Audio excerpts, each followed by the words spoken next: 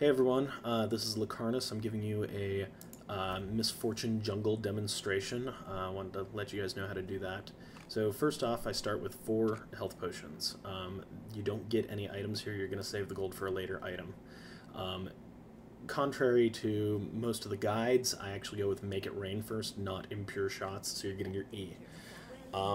It does good AoE damage, will hurt the mobs plenty, at least enough in order to get you through. It also is a very important tool when you're dealing with enemy players. It really allows you to either get away or stay on top of an enemy player that you're trying to gank. So I actually pumped that instead of Impure Shots. After that, definitely you need Smite. I prefer Flash as my other summoner skill. It really helps with getting ganks off, so you can flash across a wall or out from bushes in order to get your slow off and really pin somebody down. So the first thing that I actually like to talk about is the placement of Make It Rain. Basically, you end up placing it so that the far edge of Make It Rain lands where the wolves actually end up being furthest back. You also want to be putting the closest edge of Make It Rain as close to your MF character as possible so that they continue to be hit by Make It Rain as you are DPSing them and they run toward you. You don't want them to miss out on shots. You place yourself as far away from the wolves as possible, though, so that you can minimize the damage coming in. The wolves are really quick, so it doesn't mitigate very much damage. But you just take out the lead wolf first, clean up the other 2, and move on. It's pretty straightforward. You will be spamming Make It Rain a lot. Very important point about using your health pods is basically if you're missing any health, you want to be slamming some health pods. Like as soon as you're missing 50 health and you're fighting something, definitely start popping one. It really helps you stay ahead in the jungling game. So you're going to smite the big wraith in order to get it out of the way first, and then just finish off the little ones. Taking Impure Shots is your 2nd level skill. It's really important in order to get that. It helps you jungle, especially killing the bigger mobs. So the reason that we start out with the small mobs is so that around level 4 you can go in for a gank without having very many, without having to sacrifice the buffs that you have for early game. So this early game, it's not that it seems weak, it's just that it seems like it could be stronger. You end up strong enough with my Rune and Mastery setup. You don't get behind because you end up pulling some 6% experience Quints. Really helps you stay on par or ahead of whoever's in middle lane or a solo lane. So when you go back, you pick up a Vamp Scepter and you buy 6 health potions, and then you run back out to blue buff. This blue buff is really going to help you finish off red buff and then move down to get a gank in one of the other lanes. The red buff is great because it gives you an additional slow that you can keep on once your Make It Rain is done. It also does some moderate damage. So once again, you're getting your placement right for Make It Rain and killing the big one first.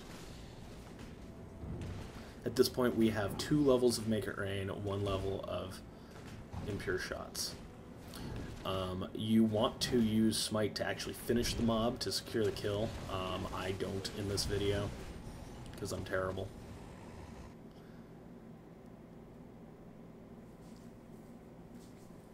Keeping your jungle clear as much as you can is a good way to make sure that you're getting the maximum XP and gold that you can get in the jungle. So even hitting the little camps between buffs is important.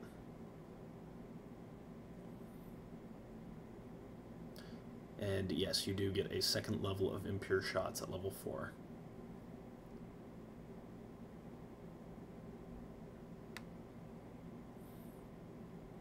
Moving down to golems for Smite Timer. And continuing to mash potions.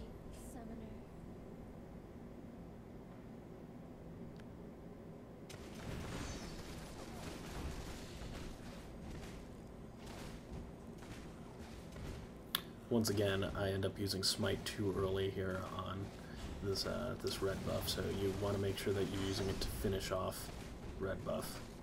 After this, you should still have another potion That's pretty fresh. You'll get enough health in order to go and actually perform a gank. Now, if things are looking dicey, you don't want to force one. You can actually go back and should be just short on money of buying your Blood Razor, so you might be able to hop into another lane for some last hits, or to relieve somebody who needs to go back, like middle maybe. Here on this gank, I actually use my impure shots really well in order to minimize the damage that Yi-Bot actually ends up healing. The problem though is he comes back and kind of kicks my ass while I'm killing Soraka. Shenbot is actually more aggressive here than I'm anticipating, so instead of going back, I stick around to nail the kill on Yi. I'm trying to regen some health on these last mobs here. So Yi does get the kill on Shenbot because Shenbot's an idiot.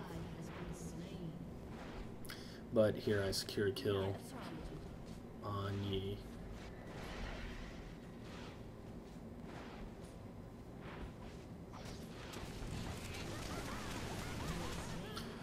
As far as going to Dragon goes, it depends on how you're doing for items and level. At level 6, you can kill her solo with your ult, but it ends up being really close. If you can get a hand from one other player, it doesn't matter if it's caster or physical DPS or what, it really makes it go a bit smoother.